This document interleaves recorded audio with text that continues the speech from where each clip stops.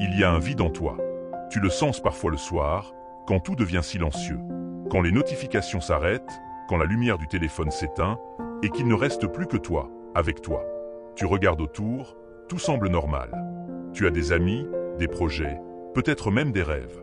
Et pourtant, ce vide, lui, ne disparaît jamais. Ce n'est pas une faiblesse. C'est un message.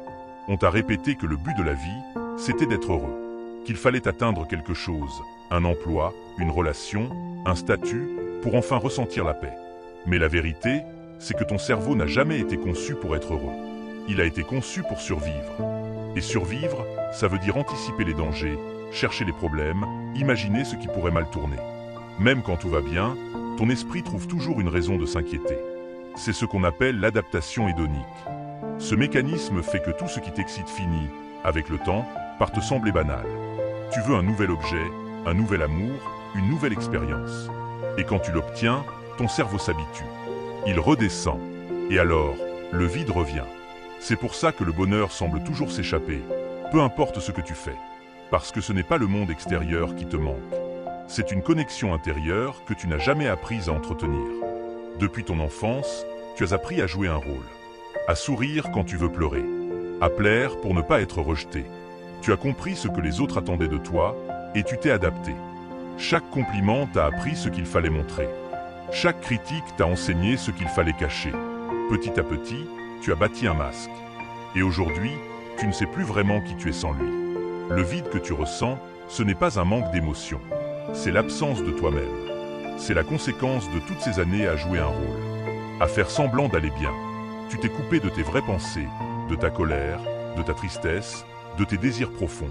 Et ton esprit te le rappelle à travers cette sensation de vide. Ce vide, c'est ton inconscient qui frappe à la porte. Et qui dit « Je suis encore là, tu m'as juste oublié ». Tu ne peux pas combler le vide avec plus d'activité, plus d'amis, plus d'achats, plus d'écran. Parce que tout ce que tu ajoutes, c'est du bruit. Et le vide, lui, vit dans le silence. Pour le comprendre, tu dois t'arrêter, te taire, écouter. C'est inconfortable, oui, mais c'est dans ce silence que la vérité se cache. Le vide n'est pas ton ennemi. C'est une invitation. Il te pousse à regarder à l'intérieur, affronter les émotions que tu fuis.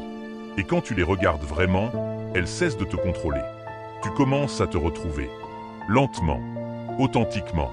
Ce n'est pas une guérison soudaine. C'est un retour à toi-même.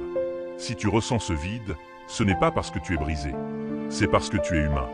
Et ce vide, c'est la preuve que ton âme appelle à l'équilibre. Elle veut que tu arrêtes de courir. Que tu t'écoutes enfin. Alors respire. Ne cherche plus à le combler. Laisse-le te parler.